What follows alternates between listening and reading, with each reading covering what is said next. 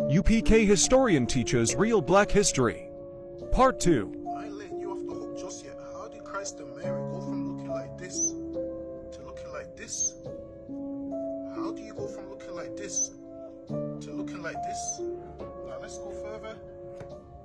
Here is a child depiction of Jesus Christ. How did he go from looking like this, woolly hair, dark in complexion, to looking like this? Now let's see what the Bible says. It says his head and his hairs were white like wool, as white as snow, and his eyes were as a flame as fire, and his feet like unto fine brass, as if they burned in a furnace.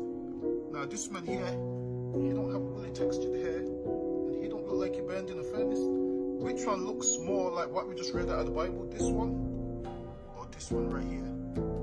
Based off what we just read out of the Bible, which one looks more based off what we just read? This one here or this image right here?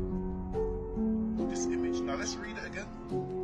His head and his hairs were white like wool, as white as snow, and his eyes were as a flame of fire, and his feet like unto fine brass, as if they burned in a furnace. Now which one looks like they're being in a furnace? This one or this one?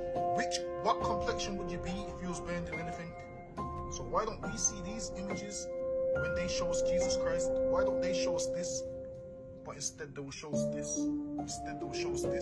But based off what we read in the Bible, it said it was dark in complexion. It said it was as if it burned in a furnace, with woolly textured hair.